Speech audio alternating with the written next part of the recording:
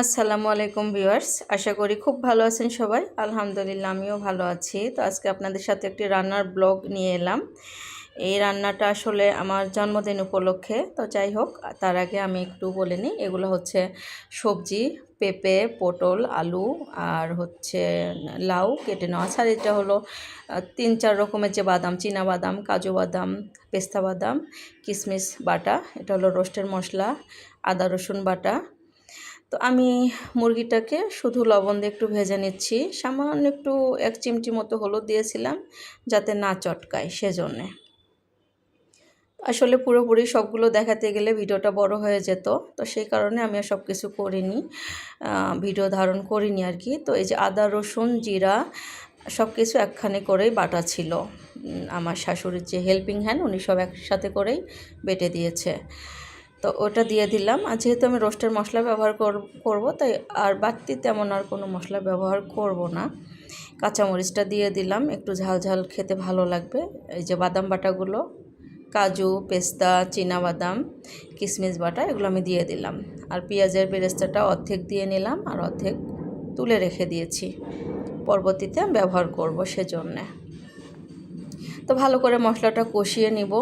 নিয়ে টক দই আসলে পাওয়া যায়নি, যেহেতু এটা গ্রামের বাড়ি। আর আসলে কোনো না কোনো কারণে প্রতি মাসেই আমার গ্রামে যাওয়া হচ্ছে। তো এই যে রোস্টের মশলাটা দিয়ে দিলাম। আমি অল্প কিছু রেখে দিলাম, 1 টেবিল চামচের থেকেও কম। ওটা আমি পরবর্তীতে ডিমের কোরমাতে ব্যবহার করব সেজন্য। আর পুরোটাই দিয়ে দিলাম। মশলাটা ভালো করে কষানো হয়ে গেলে, এটা বাইরে রান্নাঘরে আমাদের রান্না হচ্ছে, যেটা টিনের রান্নাঘর আর কি। সেখানে ভেতরের যে ফ্ল্যাটের ভিতরে যে রান্নাঘর, সেটা আসলে সেখানে আমি রান্না করলাম না। তো দিয়ে দিলাম কিশমিশ।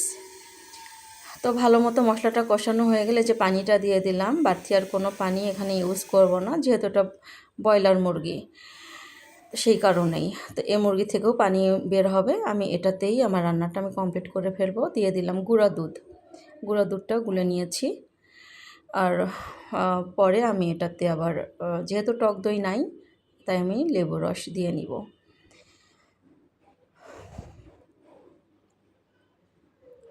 আসলে আপনারা যেহেতু আমার বন্ধু, আর এই যে লেবুটা দিয়ে নিলাম। আমাদের এগুলো সবগুলোই গাছের লেবু। আর গ্রামের বাড়িতে তো কম বেশি অনেক কিছুই বাড়িতেই হয়, বেশি কিছু কিনতে হয় না, কাঁচামরিচ যা কিছুই।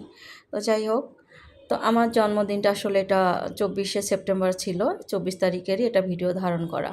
আর এটা হলো ঘি, লাস্ট পর্যায়ে ঘিটা দিলাম। এটাও আমার শাশুড়ি ঘরে তৈরি করেছে, খাঁটি ঘি, একদমই খাঁটি।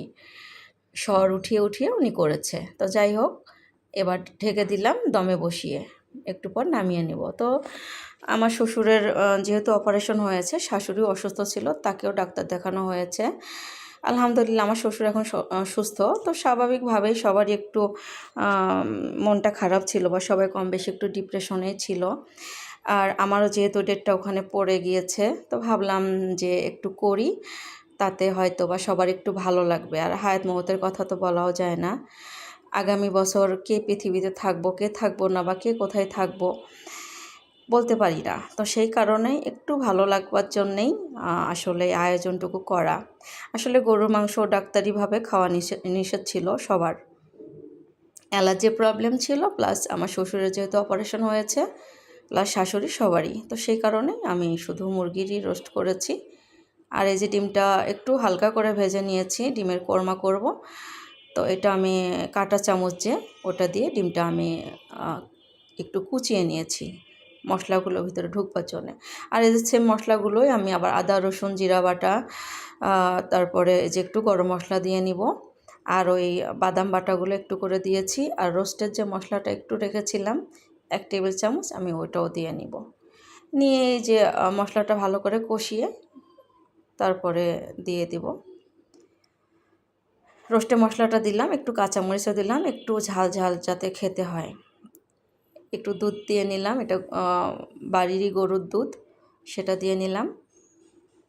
যেহেতু টক দই পাওয়া যায়নি, তো সেই কারণে আমি এখানে দুধ আর সাথে লেবু ব্যবহার করছি। গাছেরই তেজপাতা, তো ছিঁড়ে এটা মানে ডালটা কেটে এখানে রাখা ছিল, একটু ধুয়ে নিয়ে আমার মনে ছিল না, এই পর্যায়ে মনে হলো তাই দিয়ে দিলাম। তো যাই হোক, আশা করি আপনাদের ব্লগটা ভালো লাগবে। আর আমি চেষ্টা করেছি খুব অল্পর মধ্যে, আমি যদি আরও বিস্তারিত কিছু দেখাতে যেতাম সেক্ষেত্রে হয়তো আমার ব্লগটা আরও বেশি বড় হয়ে যেত। তো আমি কেটে কেটেই এখানে দেখাচ্ছি। আর প্রচণ্ড গরম ছিল, এই কারণেই বাইরে এই টিনের রান্নাঘরে রান্না করে, ফ্ল্যাটের ভিতরে আরও বেশি মানে গরম লাগে সেখানে। যাই হোক, হয়ে গেল ডিমের কোরমাটা। এবার আমি সবজিটা বসিয়ে দিব। তো সবজিটাতে যেটা করলাম, যে মুরগির যে হাড্ডি গুড্ডি যা রয়েছে এগুলো দিয়ে আমাদের যে গাছের সবজিগুলো, পেঁপে থেকে শুরু করে সব কিছুই এগুলো গাছেরই, বাড়ির গাছ থেকেই তোলা। এটার আমি সবজিটা করে নিচ্ছি। তো প্রথমে মুরগির মাংসটা একটু আবারও সেম মশলা, এই যে আদা রসুন জিরা বাটা, গরম মশলা, এগুলো আমি দিয়ে নিলাম।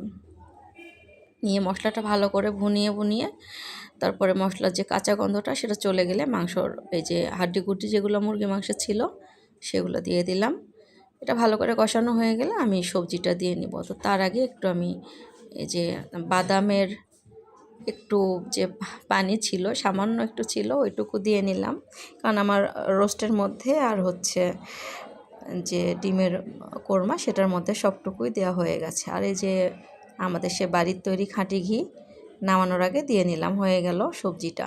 তা আসলে পুরো ভিডিওটা আমি একসাথে সুন্দরভাবে ধারণ করতে পারিনি। আমি তো বললামই যে আসলে ঘরে সবাই কম বেশি অসুস্থ, খুব তাড়াহুড়ার উপরে।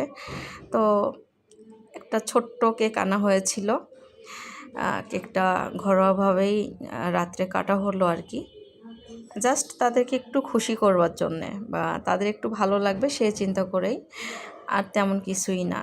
কারণ তারা দুজনই অসুস্থ মানুষ, আর মানুষের হায়াত মৌতের কথা তো বলা যায় না, জন্ম মৃত্যু আল্লাহর হাতে, কে কোথায় থাকবো। তো যতটুকু সবাইকে নিয়ে এনজয় করলাম, এটাই আমাদের পাওনা। সবাইকে নিয়ে, ফ্যামিলির সবাইকে নিয়ে একটু হাসি খুশি, একটু সুন্দর সময় কাটানো, এটাই আসলে আমাদের জীবনের পাওনা। তো আশা করি আপনাদের আসলে আমার এই রান্নার ব্লগটা ভালো লাগবে। কতটুকু ভালো লাগলো আমি জানি না, তবে চেষ্টা করেছি। আসলে এত তাড়াহুড়ার ভিতরে আমরা হসপিটালে ছিলাম, তারপরে বাড়িতে বোঝেনি তো যে একটা অপারেশনের রোগীর পেছনে, তো সব মিলিয়ে বাড়ি ঘরের অবস্থাও বিধ্বস্ত। খাওয়ার টেবিল দেখে হয়তো বুঝতে পেরেছেন। আশা করি কেউ কিছু মনে করবেন না। তো বিদায় নিলাম, ইনশাল্লাহ দেখা হবে বেঁচে থাকলে আবার নেক্সট কোনো ভিডিওতে। সে পর্যন্ত সবাই সুস্থ থাকুন। আল্লাহ হাফেজ।